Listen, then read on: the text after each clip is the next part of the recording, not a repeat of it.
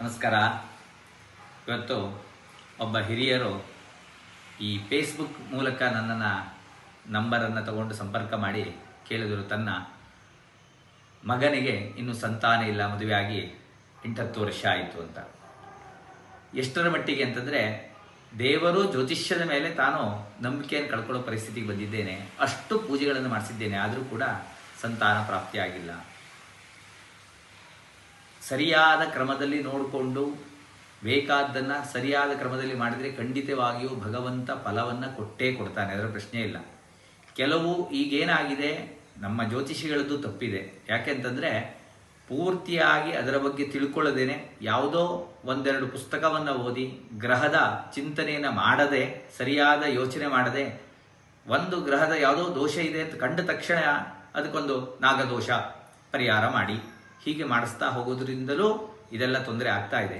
ಮತ್ತು ಕುಟುಂಬದ ಜೀನ್ ಅನ್ನುವಂಥದ್ದು ಮುಕ್ತಾಯ ಹಂತಕ್ಕೆ, ಆ ಕುಟುಂಬದ ಮುಂದುವರಿಯುವಂಥ ಭಾಗ ಮುಕ್ತಾಯ ಆಗುವಂಥ ಹಂತಕ್ಕೆ ಬಂದಿದ್ದಿದ್ರೆ, ಎಲ್ಲದಕ್ಕೂ ಒಂದು ಕೊನೆ ಅಂತ ಇದ್ದೇ ಇದೆ, ಬಂದದಿದ್ದರೆ ಅದು ಸಂತಾನಕ್ಕೆ ಯಾವಾಗಲೂ ಅನುಕೂಲ ಕೊಡೋದಿಲ್ಲ.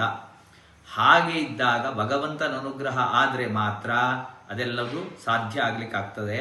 ಆ ಭಗವಂತನ ಅನುಗ್ರಹ ಆಗಲಿಕ್ಕೆ ಕೆಲವು ಸಲ ನಾವು ಹೇಳ್ತೇವಲ್ಲ, ಸಾಮ ದಾನ ಭೇದ ದಂಡ, ಇದೆಲ್ಲವುದನ್ನು ಭಗವಂತನ ಮೇಲೂ ಪ್ರಯೋಗ ಮಾಡಬೇಕಾಗ್ತದೆ. ಅದನ್ನೇ ನಮಗೆ ಹಿರಿಯರು ಋಷಿ ಮುನಿಗಳು ಹಾಕ್ಕೊಟ್ಟಿದ್ದಾರೆ, ಯಾವ ರೀತಿಯಾಗಿ ಮಾಡಬೇಕು ಅಂತ. ಅದನ್ನು ತಿಳಿದು ಭಗವಂತನ ಆರಾಧನೆ ಮಾಡಿದ್ರೆ ಭಕ್ತಿ ಶ್ರದ್ಧೆಯಿಂದ, ನಾವು ಇವತ್ತು ಎಷ್ಟೋ ದಿನ ದೇವಸ್ಥಾನಕ್ಕೆ ಹೋಗ್ತೇವೆ, ಸ್ವಾಮಿ ನಾವೆಲ್ಲರಿಗೂ ಪೂಜೆಗಳನ್ನು ಎಷ್ಟೊಂದು ಮಾಡಿಸಿದ್ದೇವೆ ಅಂತೆಲ್ಲ ಹೇಳ್ತಾರೆ. ಆದರೆ ನಾವಲ್ಲಿ ಪೂಜೆಯಲ್ಲಿ ಏನು ಮಾಡಿದ್ದೇವೆ, ಬರೀ ಹಣ ಖರ್ಚು ಮಾಡಿ ಪೂಜೆ ಮಾಡಿದ ಹೇಳಿಕೆಯಲ್ಲಿ, ಅಥವಾ ಅರ್ಚಕನ ಕರೆಸಿ ಮಂತ್ರ ಹೇಳಿಸಿದ ಹೇಳಿಕೆಯಲ್ಲಿ, ಹೋಮ ಮಾಡಿದ ಹೇಳಿಕೆಯಲ್ಲಿ ನಿಮಗೆ ಫಲ ಆಗೋದಿಲ್ಲ. ನೀವು ಅದರಲ್ಲಿ ಶ್ರದ್ಧಾ ಭಕ್ತಿಯಿಂದ ಪಾಲ್ಗೊಳ್ಬೇಕು. ನಮಗೆ ದೇವಸ್ಥಾನದಲ್ಲಿ ಮಂಗಳಾರತಿ ನಡೀತಾ ಇರ್ತದೆ, ನಮ್ಮ ಗಮನ ಇನ್ನೆಲ್ಲೋ ಇರ್ತದೆ, ಇನ್ಯಾರ ಹತ್ರ ಮಾತಾಡ್ತಾ ಇದ್ರೆ ಖಂಡಿತವಾಗೂ ದೇವರ ಫಲ ನಮ್ಗಾಗೋದಿಲ್ಲ. ಮೊನ್ನೆ ಯಾರೋ ಹಿರಿಯರು ಹೇಳ್ತಾ ಇದ್ರು, ನಾವು ಕಣ್ಣು ಮುಚ್ಚಿಕೊಂಡು ದೇವರ ಹತ್ರ ಬದಲೆಲ್ಲ ನೋಡ್ತಾ ಇರ್ತೇವೆ, ಮಂಗಳಾರತಿ ಆಗುವಾಗ ಕಣ್ಣು ಮುಚ್ಕೊಂಡು ನಿಂತ್ಕೊಳ್ತೇವೆ.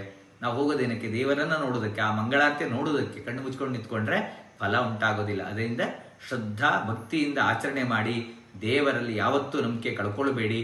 ದೇವರು ಕೊಟ್ಟರೆ ಮಾತ್ರ ನಮ್ಮ ಜೀವನ, ಖಂಡಿತವಾಗ ಅವನು ಕೊಟ್ಟೇ ಕೊಡ್ತಾನೆ. ಭಕ್ತ ವತ್ಸಲ ಅಂತ ಅವನನ್ನ ಹಿರಿಯರು ಆರಾಧನೆ ಮಾಡಿದ್ದಾರೆ, ಅದು ಖಂಡಿತ ಒಳ್ಳೆಯದಾಗ್ತದೆ.